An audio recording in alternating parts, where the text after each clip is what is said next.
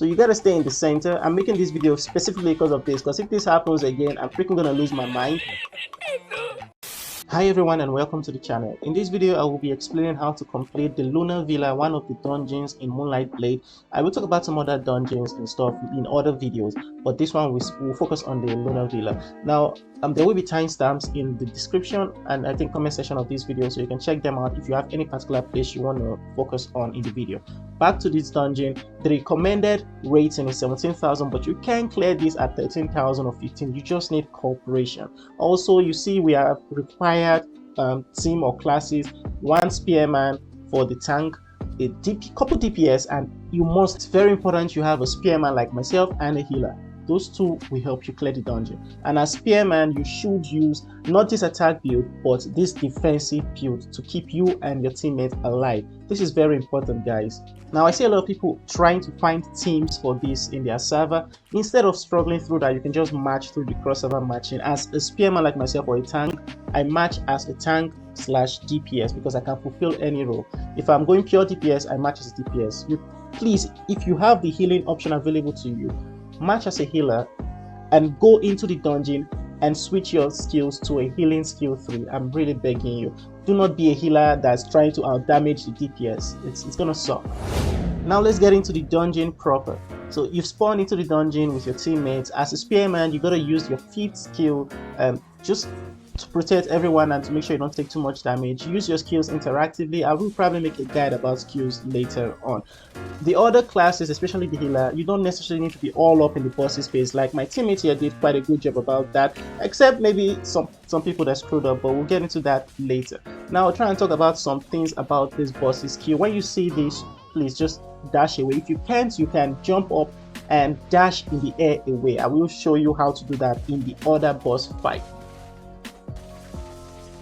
Now at this stage, when the boss jumps up here, just go to its other side. It usually throws a big slash. It throws it to its right. So just dodge it. But most times you can figure out where it throws that big damage dealing skill by looking at where its face is. It's quite easy. And when your teammate gets trapped in those vines, you can actually, I think you can hit the vines to break them out. But mainly it's just about you dodging its skills. It's quite easy to defeat this boss, and if you and your team do everything I say in this video and you still cannot defeat this boss, I don't think you can clear the dungeon. I don't think you can. You can see my health is still way above half because the healer is doing a great job, and I'm also dodging a lot of his skill. So as a guardian, do not just absorb all the hits. You're gonna make your healer have a very bad day. So that is it for the first boss. Just dodge his skills and you'll be good. Now the second boss is still easy, but you see something crazy that my teammates did. I realize a lot of people do not read and they don't even care about mechanisms. I mean, look at this. He gathered the aggro and he dragged the monsters away from the spot.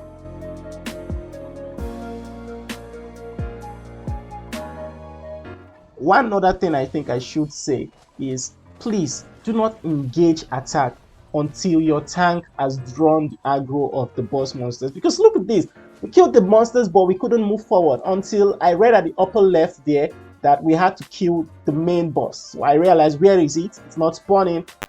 They tried going up ahead. It's just I almost lost my mind there until I realized that we gotta go back down there. Maybe the boss spawned down there and is waiting for us. And it is. Oh my god. All they had to do was just wait 2 seconds for me to initiate aggro, to draw the aggro of the boss, instead of luring the freaking boss away. So we were able to complete that. Sorry about my rant. This is the next boss. Yeah, this is the next big boss. This one, to be honest, if you do not follow this mechanic, you can die. Way worse than the other first boss. This one is quite more crazy. It summons some clones of itself, but when we get to that, I'll tell you exactly what to do. In fact, you will see exactly what to do. So mainly just dodge its skill, dodge that. If you can't dodge it, you use your block. If you fail like I did there in doing all the dodges and stuff, just hope your healer can cover up your mistakes. So now this is where it summons the clones. You go in there and you defeat the clones. It is best if you are strong, if your team and yourself are strong, you split yourself into teams of 2, or each of you just takes one of the clone and defeats it as fast as you can. If you're not strong, then you guys can gang up on them, 3 or 4 of you against one of it. Just defeat it as fast as you can, because if you don't, it's going to wipe all of you out. Yes. So if you cannot actually dodge the skills, please use block, because we at least reduce the damage you take to some extent. So it's going to be quite helpful, like I did there. If not, I would have taken a lot more damage. And I think that's it for this boss. The main part is to kill those clones before it does its ultimate, or you are all in for big trouble.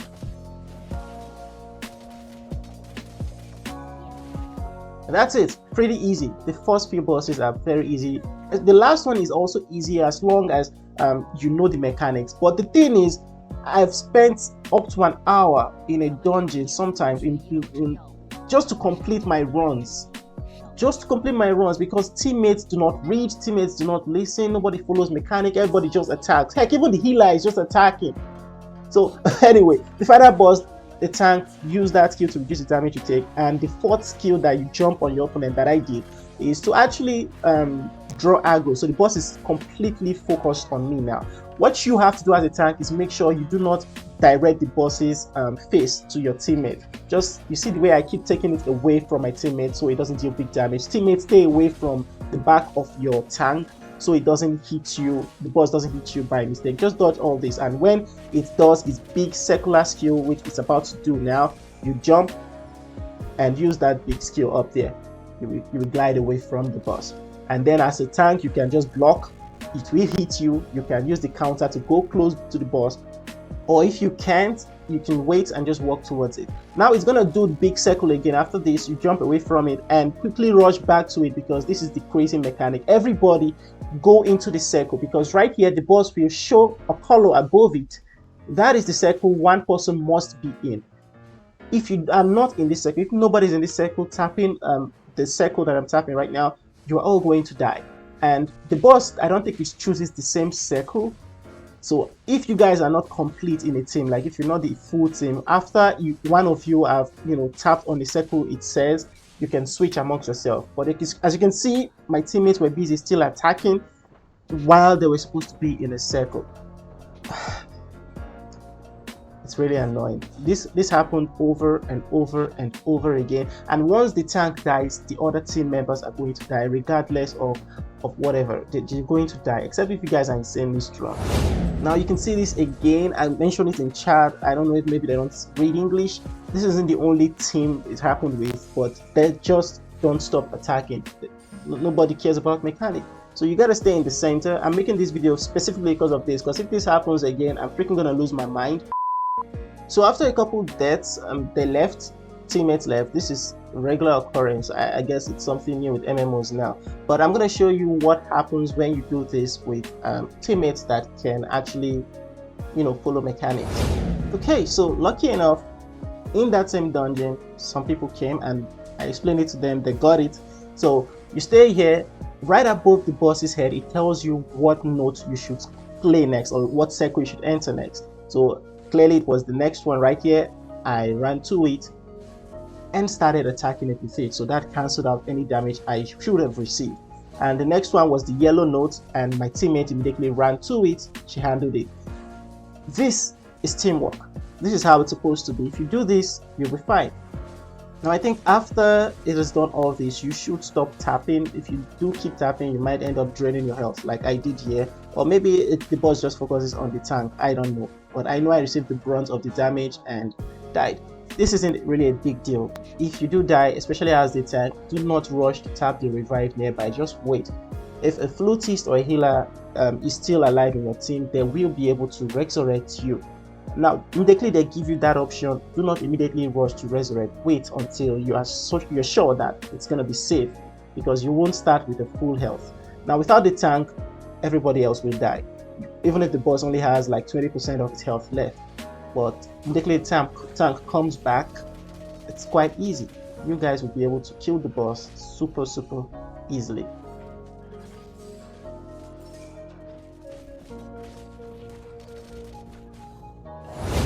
And as you can see, this is my rating. I am not the strongest in my server. Heck, I don't think I'm top 100. So normally I'm supposed to die quite a lot in that dungeon if I'm not careful or do not have a competent team. But you see, we're able to play it, and the funny part is we only failed once, and that was because my teammates weren't aware of what to do until I explained it in chat. So please check your chat and just learn the mechanics. All the dungeons, everything is super easy in this game to complete. Do not be on auto. Auto doesn't work in this game. This isn't a game you should play auto. But anyway, I hope this video has helped you to understand how to play the Lunar Moonlight dungeon or Lunar Villa dungeon in Moonlight Blade. Please don't forget to leave a like, subscribe to the channel for more content, and as always guys, I hope to see you on the next video. Thanks for watching. Take care guys.